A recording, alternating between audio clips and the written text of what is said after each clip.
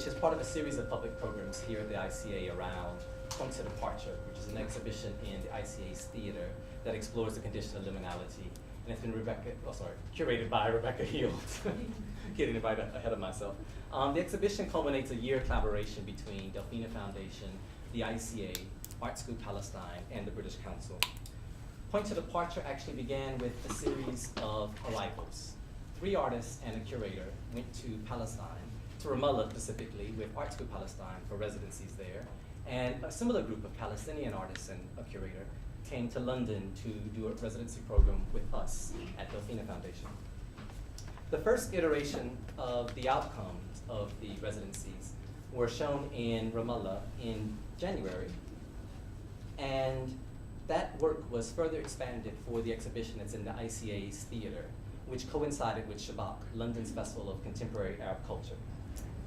Interestingly, the residencies last summer coincided with another big event in London, the Olympics. And in Rebecca's essay, which will be distributed as part of the e-publication for the show, she retells the story of being in Ramallah during the opening ceremony, and where the crowd had been distributed or given these mini flags, which on one side had the Union Jack, and on the other side had a Palestinian flag. That brings us to tonight's discussion about cultural exchange, which is important to us at Delphina Foundation and the ICA. In terms of Delphina Foundation, for the last 6 years, we have been facilitating artistic exchange with the Middle East and North Africa, which is a continuation of 25 years of supporting artists through residencies, and indeed our future, which sees us expanding our space in London as one of the largest international residency programs in London. Within our work, cultural exchange has often been debated. The notion of cultural exchange and the issues to do with the politics, but also the power dynamics between East-West, North-South collaborations, and also the sources of funding and where those sources come from and why they're directed into cultural exchange. And also the problematics and mixed messages that we often get when one side of the government says, we love what you do, and the other side of the government rejects the artists in their visa applications. So certainly Point to Departure was also debated as a group among the residents, among the institutions involved, in terms of cultural exchange and also a rejection of nationalist narratives in regards to the UK and to Palestine, in lieu of seeking more personal narratives. After all, just as the Palestinian artists coming to London did not want to be defined by the separation wall, the British artists going to Palestine did not want to be defined by the Balfour Declaration. At the same time, we've also seen many positive aspects of cultural exchange, mutual cultural exchange, on artists, on curators, on communities, and on institutions. And indeed, the institutions involved with this project, which came from different cultures and different types of cultures. Even the ICA and Delphina Foundation, separated by only a 10-minute walk, have very different cultural styles of working. But tonight is not about us, and it's not really even about Point to Departure. It's a much larger and wider open discussion and debate about cultural exchange. And this series of events is part of a much larger program that's been supported by Caspian Arts Foundation, which is a nonprofit organization that supports and promotes arts and education, and in particular, a scholarship program for young students from the Middle East and North Africa. I'll just plug 2 more events. Tomorrow night, there's a curatorial tour by Rebecca Heald at 6:30, and on Friday, there's a Culture Now event with Jacqueline Rose and Mignon Nixon. So, now my duty is to welcome our panel and to also introduce them. It will be moderated by Mark Rappolt, who's in the middle here, who is the writer and editor of Art Review. To his left, I have problems with left and right, is Andrea Rose, director of the British Council, and to her left is Omar Al-Qattan of the Al-Qattan Foundation, one of the largest private foundations in the Middle East supporting arts and culture. In addition to Al-Qattan Foundation, Omar is a filmmaker and he's also chair of Shabak. On this side is JJ Charlesworth, critic and writer. And next to JJ is Rosalind Nashashibi, the artist, who I think needs no introduction. Without that, I'm going to step away and let you begin. I need a muffler. I mean, just by way of introduction to sort of about what it is we're talking about with cultural exchange, I recently culturally exchanged London for Vienna, where I now live, and was talking with someone there who heard I was doing part of this panel, and they were like, what the hell is cultural exchange? Isn't it what we do all the time? And we were sitting in a Mexican restaurant at the time with our Desperado beers and tacos. And I think there's a sense in which we're always told about cities, big Western cities, being cultural melting pots and exchange, being a part of what we do on an everyday level. And I think when it comes to sort of umbrella-type art projects, there's a sense in which cultural exchange is based on our familiarity with it, this kind of global phenomenon of everything being equivalent and exchangeable. Whereas on the other hand, it also separates things. It's very contradictory. So it would say these artists and their work are distinct because they involve an Arab context, and that's something separate and special that then has to be engaged with through exchange rather through a more casual kind of intercourse. And behind that, of course, there's the fact that exchange normally comes with benefits, that someone gives and someone receives. And I think one of the interesting things to talk about really is to what extent it's those benefits to the main parts of cultural exchange, whether it's financial, whether it's political or sociological. So I thought to start with maybe each of the panelists, maybe not all of them, but Andrea to start with maybe could give us an example of her experience of cultural exchange. Well, thank you very much. And I would like to thank Delphina for organising this and all of you for coming on a hot evening. If I can, the reason, because we're talking about art, I might as well use a few slides. I thought I'd start with how can you get it wrong culturally. You all probably know this artist. I'm not going to do it. I'll try and keep this very, very short. But basically, this picture was chosen by an organisation funded by government who loved it because they saw Moorish arches, and the immediate assumption was, great, fantastic, it can go somewhere in the Arab world, we'll buy it for the British state, and where should we send it to? We'll send it to Saudi Arabia, where they happen to have a wonderful saloon. It went out there, and this was a long time ago in the days of the telex machine, which you remember, it used to be like a little jackdaw knocking away in your office.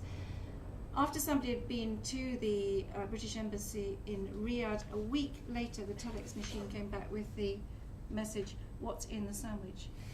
Obviously for the audience that was in Riyadh, it looked like ham. No one in Britain had actually thought about this at all. The artist, being of deadpan wit, replied, "Would you like me to paint something else? Egg and crust will cost you 5,000, cucumber will 6, and so on." The truth is that cultural exchange is very context-driven, I think. It is time-driven. It has many, many different meanings.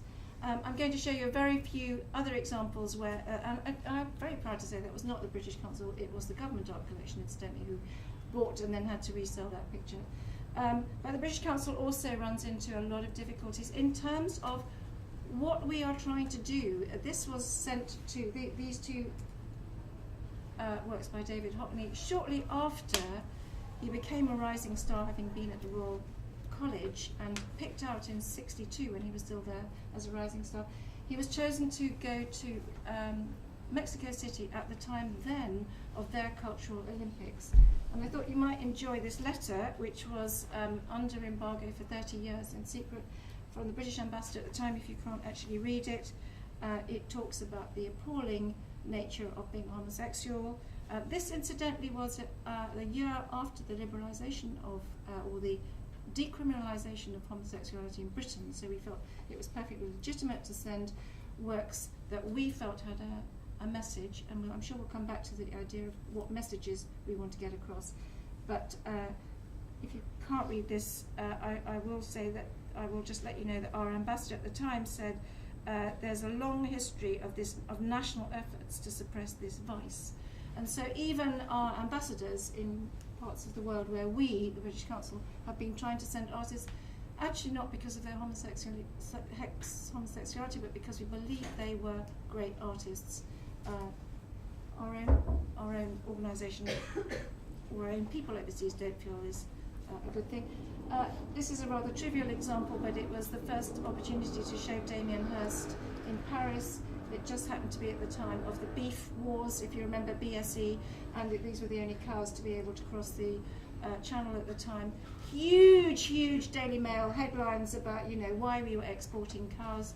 So the question of the political, diplomatic, cultural context is always rife. I don't think you can ever forget it.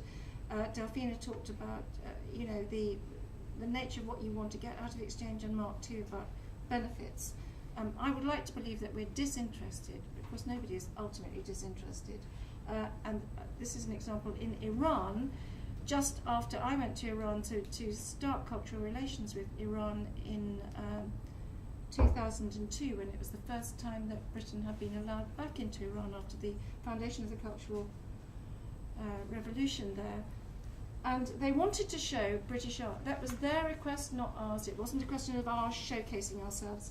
And they wanted Damien Hirst. And I felt it would be extremely difficult to show real human bones. No problem in Iran, crucifixion for them, you know, part of their tradition, their religion, fine. What we couldn't show was an artist they had long admired, Mona Hatoum, with this work, which is a comment on the Palestinian wars, and that's relevant therefore for the discussion about our exhibition. Because in Iran, having been through the Iran-Iraq war for 8 years, anybody who was maimed or killed, and there were 2 million of them, was regarded as a martyr. So for them, this was a disgraceful slur on their martyrs. So the question of cultural values and context when you're exchanging is a very live one for us.